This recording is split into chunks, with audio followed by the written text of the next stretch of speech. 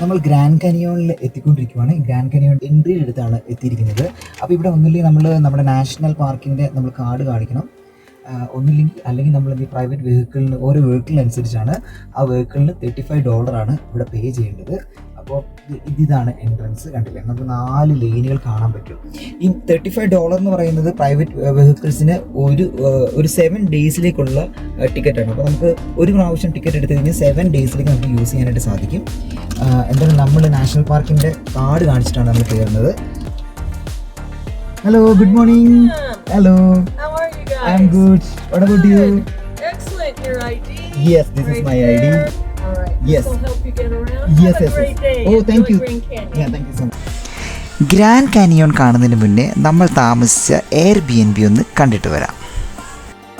ഇത് ഈ പറഞ്ഞ പോലെ മരങ്ങളുടെ ഇടയിൽ തന്നെയുള്ള ഒരു അടിപൊളി Airbnb ആണ്. ശരിക്കും വലിയൊരു Airbnb ആണ്. ഇതുണ്ടല്ലേ, ഇതാണ് ആ Airbnb. മൊത്തം തടികൾ കൊണ്ട് തീർത്തതാണ്. ഇവിടെ നമ്മൾ ആദ്യം കാണുമ്പോൾ കുറേ പടവുകളുണ്ട് നേരെ മുകളിലേക്ക് കയറാനായിട്ട്, കണ്ടില്ലേ. പിന്നെ നമ്മുടെ വണ്ടികളെല്ലാം ഇവിടെ ഇട്ടിട്ടുണ്ട്.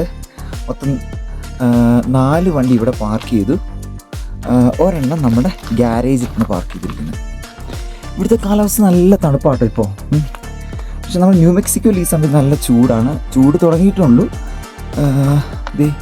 ശരിക്കും ഇതൊരു 3 നിലയാണ്. ഇങ്ങനെ വന്നു കഴിഞ്ഞാൽ കണ്ട അടിപൊളിയാണ്. ഇവിടെ നിന്നുള്ള ലുക്കും അടിപൊളിയാണ്, കണ്ടില്ലേ. താഴെയൊക്കെ ഒരുപാട് വീടുകളുണ്ട്. നമ്മുടെ റോഡ് സൈഡ് തന്നെയാണ് കേട്ടോ. റോഡിൽ നിന്ന് ഇങ്ങനെ കയറി ഇങ്ങോട്ട് വരാവുന്നേ ഉള്ളൂ. ഇവിടെ മുകളിലേക്ക് വരുമ്പോൾ നമുക്ക് ലിവിങ് റൂം. ഇതാണ് വലിയൊരു ലിവിങ് റൂം.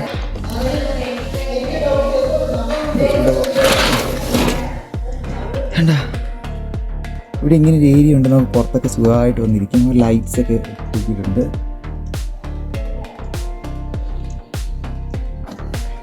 സംഭവം ഒരു കാളയുടെ തല വെച്ചിട്ടുണ്ട്. കിച്ചണിലേക്ക് പോവാം. ഡൈനിങ് എവിടെയാണ്?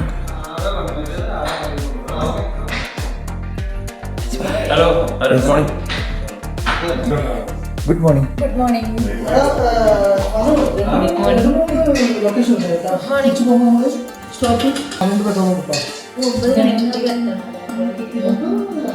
അവിടെ ഫുഡിൻ്റെ പ്രിപ്പറേഷനാണ് നടന്നുകൊണ്ടിരിക്കുന്നത്. എനിക്ക് ഈ സാധനം ഭയങ്കര ഇഷ്ടപ്പെട്ടത്. നമുക്ക് എല്ലായിടത്തും വെച്ചിട്ടുണ്ട്. പ്ലാസ്റ്റിക്കിൻ്റെയാണ് എനിക്ക് തോന്നുന്നത്. ഒരു കോമൺ ടോയ്ലറ്റ് ഇവിടെ കിടപ്പുണ്ട്. ഇതൊരു ബെഡ്റൂമാണ്.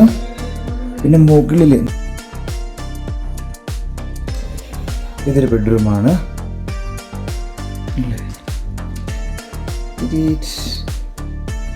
ടോയ്ലറ്റ്സ്.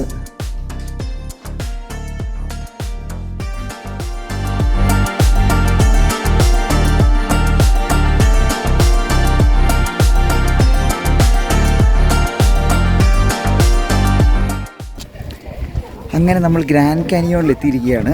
ഗ്രാൻഡ് കാനിയോണിൽ ഒരുപാട് സ്പോട്ടുകളുണ്ട്. ഇതിൻ്റെ സ്പെഷ്യാലിറ്റി എന്ന് പറഞ്ഞാൽ നമുക്ക് ഇവിടുന്ന് എല്ലാ കാനിയോൺസും കാണാമെന്നുള്ളതാണ്. ഭയങ്കര ഒരു വ്യൂ ആണിത്. അതുപോലെ നല്ല കാറ്റും ഒക്കെ ഉള്ളപ്പോൾ നമ്മൾ ഏകദേശം ഉച്ച സമയമായി വന്നിട്ട്, പക്ഷേ എന്നാലും നല്ല കാറ്റും കാര്യങ്ങളൊക്കെയാണ്.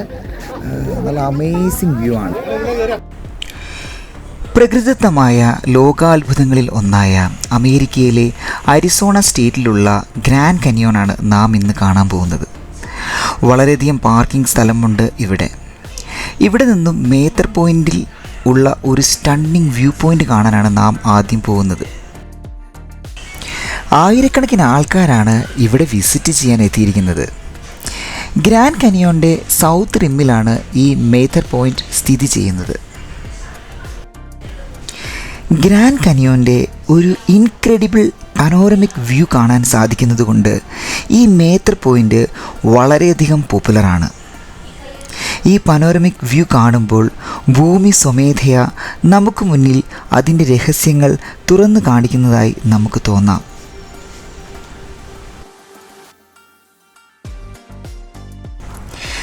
ഗ്രാൻഡ് കാനിയോൺസിലെ ഓരോ കല്ലുകൾക്കും മില്യൺസ് ഓഫ് ഇയേഴ്സിൻ്റെ കഥകൾ പറയാനുണ്ടാവും.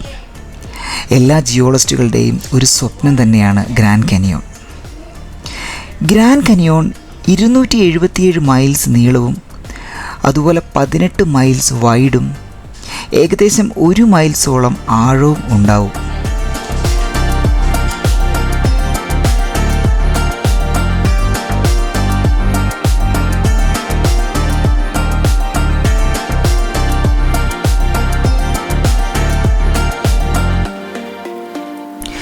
കനിയോൻ്റെ ഭിത്തികളിൽ പല കളേഴ്സും ലെയേഴ്സും നമുക്ക് കാണാൻ സാധിക്കും.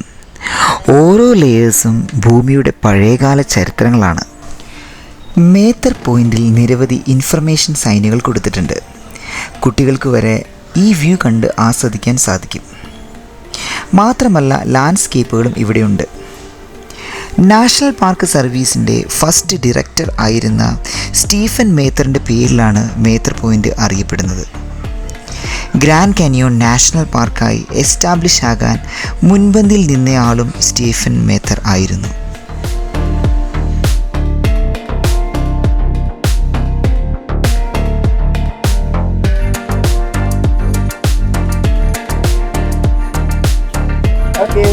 എങ്ങനെ ഗ്രാൻഡ് കാനിയോൺ ഇഷ്ടപ്പെട്ട രണ്ടാൾക്കും? ഗ്രാൻഡ് കാനിയോണിൽ വന്നു കഴിഞ്ഞാൽ ഒരുപാട് പാർക്കിംഗ് ഏരിയ ഉണ്ട് കേട്ടോ. അതുപോലെ നമുക്ക് കാണാനായിട്ട് ഒരുപാട് വ്യൂ പോയിന്റുകളുണ്ട്. പിന്നെ ഇവിടെ ഷട്ടിൽ ബസ്സുകളുണ്ട്. ഷട്ടിൽ ബസ്സുകളിൽ കയറി കഴിഞ്ഞാൽ 1 hour ആയിരിക്കും നമുക്ക് അങ്ങോട്ട് പോകാനായിട്ട്. പിന്നെ ഒരു ½ hour അവിടെ സ്പെൻഡ് ചെയ്യണം. പിന്നെ വീണ്ടും 1 hour തിരിച്ചു വരാനായിട്ട്. എന്തായാലും നമ്മൾ ഇന്ന് Airbnb ഉണ്ടാക്കി ഫുഡ് നമ്മൾ കഴിക്കാനായിട്ട് പോവാണ്.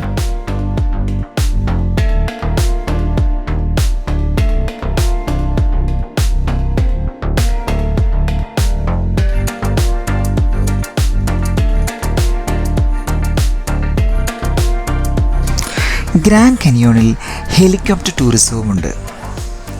25 മിനിറ്റ് തൊട്ട് 45 മിനിറ്റ് വരെ ഫ്ലൈ ചെയ്യാനായിട്ട് ഏകദേശം $200 മുതൽ $300 വരെ പെർ പേഴ്സൺ വരും. ഇത് നമ്മുടെ മനുവാണ് ടൂർ പ്ലാൻ ചെയ്യുന്നത്. അതുപോലെ മനുവിൻ്റെ ഇൻസ്റ്റാ 360 വീഡിയോസും ഈ വ്ളോഗിൽ യൂസ് ചെയ്തിട്ടുണ്ട്. ഈ കാണുന്നതാണ് പെട്രിഫൈഡ് നാഷണൽ പാർക്ക് എന്ന് പറയുന്നത്. ഫോസിൽസിൻ്റെ ഒരു പാർക്കാണ് ഇതിനകത്തുള്ളത്. മില്യൺ വർഷങ്ങൾക്ക് മുമ്പ് ഇവിടം നല്ല തിക്കായിട്ടുള്ള ഫോറസ്റ്റ് ആയിരുന്നു. പിന്നീട് വോൾക്കാനോസ് വന്ന് ഇവിടെ മൂടപ്പെടുകയും ഈ കാണുന്ന മരത്തടികളൊക്കെ സ്റ്റോണായി രൂപാന്തരപ്പെടുകയും ചെയ്തു. നല്ല ബ്യൂട്ടിഫുള്ളായ കളർഫുള്ളായ ഫ്രോസൺ ആയിട്ടുള്ള തടികൾ നമുക്ക് കാണാനായിട്ട് സാധിക്കും, ഫോസിൽസ്.